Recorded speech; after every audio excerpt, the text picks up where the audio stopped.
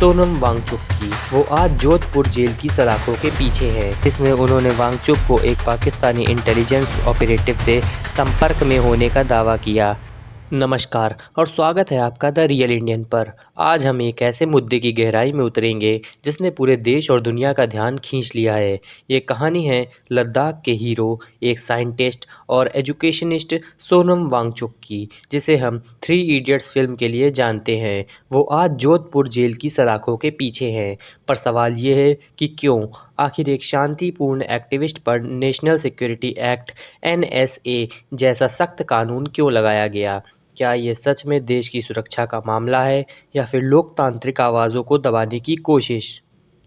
दोस्तों, आज हम सिर्फ खबरों की सतह नहीं छुएंगे, हम इसके पीछे छिपे हर कारण को समझेंगे। लद्दाख का इतिहास, उनके लोगों का संघर्ष, सरकार की राजनीति और इस पूरे मामले के बड़े पॉलिटिकल नतीजे क्या होंगे। ये सिर्फ एक व्यक्ति की कहानी नहीं है, बल्कि एक क्षेत्र की पहचान है, उसके अधिकार और उसके लोकतांत्रिक भावना की कहानी है। चलिए शुरू करते हैं, इसे गहराई से समझते हैं। सोनम वांगचुक की गिरफ्तारी को समझने के लिए हमें सबसे पहले लद्दाख के इतिहास को समझना होगा। लद्दाख हमेशा से एक विशेष जगह रहा है।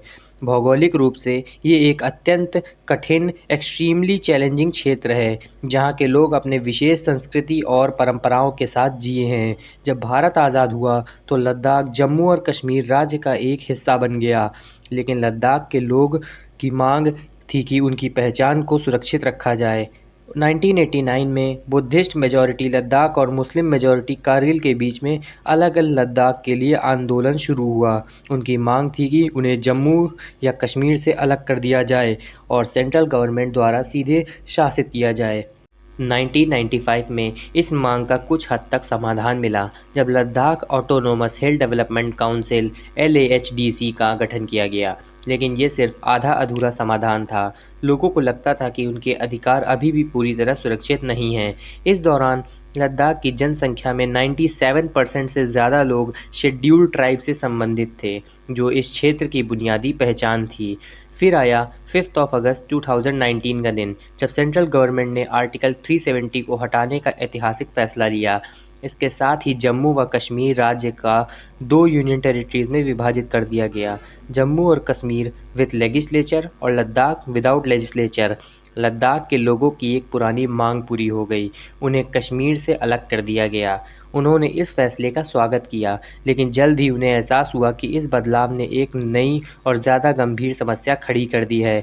आर्टिकल 370 के साथ साथ आर्टिकल 35A भी हट गया। ये वो आर्टिकल था जो जम्मू व कश्मीर के लोगों को विशेष अधिकार देता था, जिससे वहाँ ज़मीन खरीदना और सरकारी नौकरियाँ पाना उन्हीं लोगों के लिए सुरक्षित था। इस सुरक्षा कवच के हटने से लद्दाख के लोगों में गहरा डर पैदा हो गया। उन्हें लगा कि बाहरी लोग अब उनकी नाजुक ज़मीन और उनके ग्लेशियर्स और उनकी संस्कृति पर कब्जा कर लेंगे। इसलिए उनकी पुरानी मांग अब एक नई मांग में बदल गई है, लद्दाख को पूर्ण राज्य का दर्जा देना और 6th शेड्यूल के तहत संवैधानिक सुरक्षा देना। इस 6th शेड्यूल की मांग, जो इस पूरे आंदोलन का मूल है, इतनी ज़रूरी क्यों है? चलिए इसे गहराई से समझते हैं। 6th शेड्यूल एक संवैधानिक प्रबंधन है जो भारत के आदिवासी और जनजातीय क्षेत्रों को विशेष स्वायत्तता देता है। इसके तहत ट्राइबल एडवाइजरी काउंसिल्स बनते हैं, जिन्हें ज़मीन का उपयोग, वनों का प्रबंधन और कानून व्यवस्था पर शक्तियाँ मिलती हैं। लद्दाख में 6th शेड्यूल की मांग के 3 प्रमुख कारण हैं।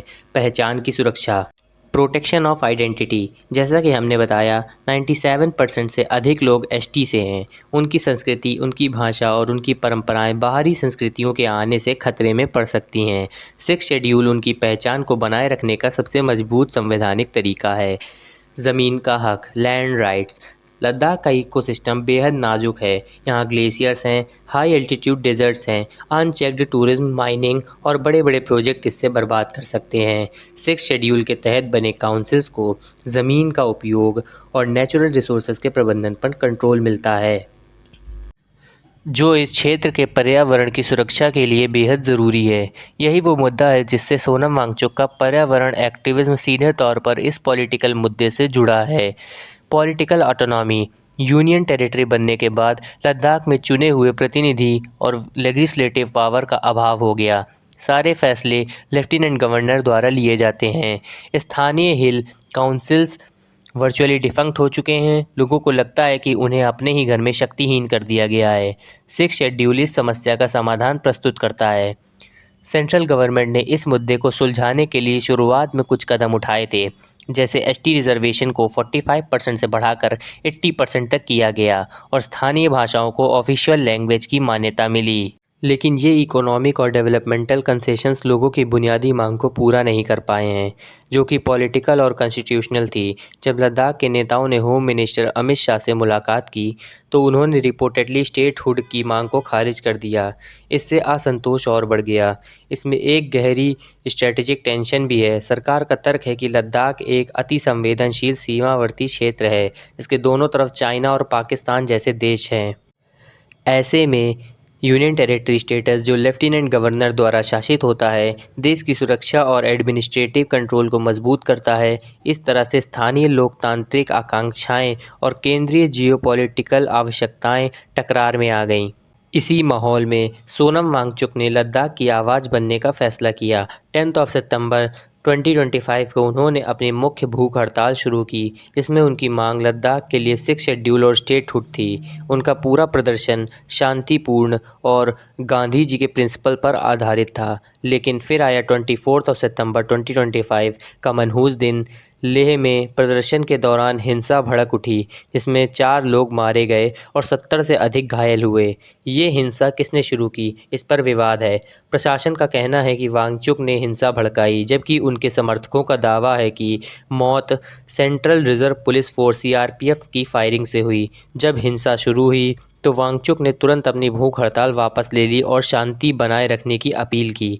उन्होंने स्पष्ट किया कि उन्हें किसी भी तरह की हिंसा को नहीं भड़काया। इस हिंसा के कुछ दिन बाद सोनम वांगचुक को डिटेन कर लिया गया। ये गिरफ्तारी उनकी शेड्यूल्ड न्यूज़ ब्रीफिंग से पहले की गई थी और उन पर तुरंत नेशनल सिक्योरिटी एक्ट एनएसए के तहत मामला दर्ज किया गया। एनएसए लगने के बाद उन्हें लद्दाख से बाहर Jodhpur central jail Rajasthan shift कर दिया गया। ये एक टैक्टिकल मूव था, जिसका मकसद एक बड़े और प्रभावशाली नेता को क्षेत्र से बाहर ले जाकर स्थानीय लीडरशिप को कमज़ोर करना था। एनएसए का उपयोग ये दर्शाता है कि प्रशासन ने उनकी आज़ादी और प्रभाव को स्टेट स्टेबिलिटी के लिए एक तत्काल खतरा माना। दोस्तों, सोनम वांगचुक पर नेशनल सिक्योरिटी एक्ट एनएसए लगाना एक अत्यंत गंभीर कदम है। सरकार ने उन पर 3 मुख्य प्रकार के आरोप लगाए हैं, जैसे कि पहला है हिंसा भड़काना। अधिकारियों ने कहा कि वांगचुक ने वॉयलेंट डिमॉन्स्ट्रेशंस को फ्यूल किया और ये कार्यवाही क्रेडिबल इनपुट्स पर आधारित थी। दूसरा है फाइनेंशियल इरेगुलरिटीज़। उन पर फाइनेंशियल इरेगुलरिटीज़ का भी आरोप लगाया गया, जिसका मकसद उनकी नैतिक अथॉरिटी को कमज़ोर करना था। और तीसरा था एंटी नेशनल या फिर पाकिस्तान कनेक्शन। सबसे विवादित और पॉलिटिकल रूप से नुकसान पहुंचाने वाला आरोप लद्दाख डीजीपी द्वारा लगाया गया था, जिसमें उन्होंने वांगचुक को एक पाकिस्तानी इंटेलिजेंस ऑपरेटिव से संपर्क में होने का दावा किया। इस आरोप का मकसद उनकी कॉन्स्टिट्यूशनल मांग को एक बाहरी शक्ति द्वारा प्रेरित और देशविद्रोही साबित करना था। लेकिन इसके विपरीत वांगचुक के परिवार और समर्थकों ने प्रशासन के आरोपों को खारिज कर दिया। उनकी पत्नी गीतांजलि एंगमो इस मुद्दे पर सबसे आगे आईं। उन्होंने तुरंत ही प्रेसिडेंट द्रौपदी मुर्मू और प्राइम मिनिस्टर नरेंद्र मोदी को लेटर लिखा कि उनके पति की अनकंडीशनल रिलीज़ की मांग की। एंगमो ने प्रेसिडेंट मुर्मू से एक बहुत ही सोच समझकर पॉलिटिकल अपील की। उन्होंने मुर्मू के ट्राइबल कम्युनिटी से होने का संदर्भ दिया और कहा, योर एक्सेलेंसी, आपके ट्राइबल कम्युनिटी बैकग्राउंड से होने के नाते आप लेह लद्दाख के लोगों की भावनाओं को किसी और से बेहतर समझेंगी। ये अपील संवैधानिक सहयोग, कॉन्स्टिट्यूशनल एम्पैथी के लिए एक सीधा प्रयास था। एंगमो ने लद्दाख डीजीपी द्वारा लगाए गए पाकिस्तान कनेक्शन के आरोप को एब्सोल्युटली रॉन्ग एंड फॉल्स कहकर कंडेम किया। उन्होंने समझाया कि वांगचुक ने जिस कॉन्फ्रेंस में भाग लिया था वो यूनाइटेड नेशंस और पाकिस्तानी मीडिया ग्रुप डॉन द्वारा आयोजित क्लाइमेट चेंज पर थी, जिसमें ग्लेशियर्स और पानी के संरक्षण पर चर्चा हुई थी। उन्होंने प्रशासन से सवाल किया कि क्या क्लाइमेट चेंज जैसे ग्लोबल मुद्दे पर डिस्कशन करना किसी को आईएसआई एजेंट बना देता है। एनएसए चार्जेस पर एंगमो ने ज़ोरों से कहा कि वांगचुक पीसफुल गांधी जी के वे से प्रोटेस्ट कर रहे थे और हिंसा उनकी वजह से नहीं बल्कि सेंट्रल रिजर्व पुलिस फोर्स मतलब सीआरपीएफ की कार्रवाई से बढ़ी थी। नेशनल सिक्योरिटी एक्ट का उपयोग जो देश की सुरक्षा के लिए होता है, ये उन लोगों के खिलाफ किया जाता है जो संवैधानिक अधिकारों की मांग कर रहे हैं या एक गंभीर लीगल सवाल खड़ा करता है। ये कार्यवाही फ्रीडम ऑफ एक्सप्रेशन और असेंबली के अधिकार को बॉर्डर एरिया में पब्लिक ऑर्डर और सिक्योरिटी मेंटेन करने के सरकारी कर्तव्य के विरुद्ध खड़ा करती है। जब सरकार जो 97% ट्राइबल जनसंख्या के पॉलिटिकल और लैंड राइट्स की सुरक्षा की मांग को दबाने के लिए एनएसए का उपयोग करती है, तो ये एक बड़े पॉलिटिकल मैसेज देती है। ये दर्शाता है कि स्थानीय लोकतांत्रिक मांगों से निपटने में केंद्र सरकार शांति और सुरक्षा को पहली प्रायोरिटी देती है, भले ही इसके लिए सख्त कानून का सहारा लेना पड़े। वांगचुक की गिरफ्तारी ने शांति वार्ता को सीधे तौर पर खतरे में डाल दिया। लेह बेस्ड एपेक्स बॉडी एलएबी और कारगिल डेमोक्रेटिक अलायंस केडीए ने मिलकर इसका विरोध किया। लैब ने स्पष्ट रूप से धमकी दी कि अगर वांगचुक और अन्य प्रदर्शनकारियों को रिहा नहीं किया गया तो वो सरकार के साथ डायलॉग से हट जाएंगे। इस अपील ने तुरंत सेंट्रल गवर्नमेंट पर दबाव बनाया और लद्दाख के दोनों मुख्य समुदाय बुद्धिस्ट मेजॉरिटी लैब और मुस्लिम मेजॉरिटी केडीए की एकजुटता को मजबूत किया। लद्दाख में एनएसए का उपयोग एक खतरनाक नज़ीर सेट कर सकता है। यदि संवैधानिक स्टेटस की मांग करने वाले पॉलिटिकल एक्टिविस्ट पर इस तरह के सख्त कानून लगाए जाते हैं, तो इससे देश के अन्य हिस्सों में भी क्षेत्रीय आकांक्षाओं को दबाने के लिए सुरक्षा कानून के उपयोग को नॉर्मल बनाया जा सकता है। लद्दाख में एनएसए लगाना इस बात को रेखांकित करता है कि सरकार ने सुरक्षा नियंत्रण को तत्काल पॉलिटिकल एकोमोडेशन से ऊपर रखा। सरकारी विरोध इस बात पर आधारित है कि 6 शेड्यूल लागू करने से एडमिनिस्ट्रेटिव कॉम्प्लेक्सिटी बढ़ेगी और इस सीमावर्ती क्षेत्र में बड़े इंफ्रास्ट्रक्चर प्रोजेक्ट्स और इन्वेस्टमेंट को रोक सकता है। गिरफ्तारी के बाद लेह में कर्फ्यू लगाया गया और इंटरनेट सेवाएं बंद कर दी गईं। पॉलिटिकल विश्लेषण इस बात पर जोर देते हैं कि लेह में ये माहौल कर्फ्यू इंटरनेट शटडाउन वही है जो कश्मीर में लंबे समय तक देखा गया है। जब लद्दाख को यूनियन टेरिटरी बनाया गया था तो ये माना गया था कि इससे क्षेत्र में लोकतंत्र और आज़ादी बढ़ेगी, लेकिन वांगचुक जैसा शांतिपूर्ण नेता पर एनएसए लगाना और ऐसी प्रतिबंधित कार्रवाइयाँ करना इस बड़े पॉलिटिकल संदेश को मजबूत करता है कि लद्दाख में शासन का मॉडल अब कश्मीर की तरह रिप्रेसिव तरीकों को अपनाने लगा है। इससे ये स्पष्ट होता है कि सेंट्रल गवर्नमेंट ने स्ट्रैटेजिक सिक्योरिटी की ज़रूरत को स्थानीय लोगों के पॉलिटिकल अधिकारों से ऊपर रखा, जिसके नतीजे में लंबे समय की अस्थिरता और एलियनेशन का खतरा बढ़ गया है। तो दोस्तों, आपने देखा एक तरफ है सेंट्रल गवर्नमेंट की सिक्योरिटी कंपल्सन और विकास की बात, दूसरी तरफ है 97% ट्राइबल पॉपुलेशन की कॉन्स्टिट्यूशनल सेफ्टी और पहचान की ज़िद। ये मुद्दा अब सिर्फ लीगल नहीं, ये मोरल और कॉन्स्टिट्यूशनल हो चुका है। एक ऐसी जगह जहां लोकतांत्रिक अधिकार मांगे जा रहे हैं, वहां एनएसए का उपयोग एक सख्त पॉलिटिकल निर्णय दर्शाता है जो शांतिपूर्ण विरोध को दबाने का प्रयास करता है। सोनम वांगचुक की अनकंडीशनल रिलीज़ की डिमांड उनकी वाइफ गीतांजलि एंगमो ने प्रेसिडेंट मुर्मू से की है, उन्हें ट्राइबल लीडर होने का वास्ता देकर। ये अपील इस मुद्दे की गहराई को दर्शाती है कि कैसे लोकतांत्रिक आधारों पर भी टकरार हो सकता है।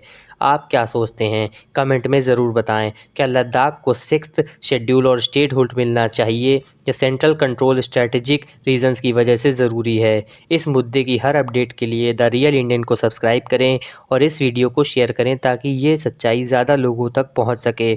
मिलते हैं अगले वीडियो में, तब तक के लिए जय हिंद।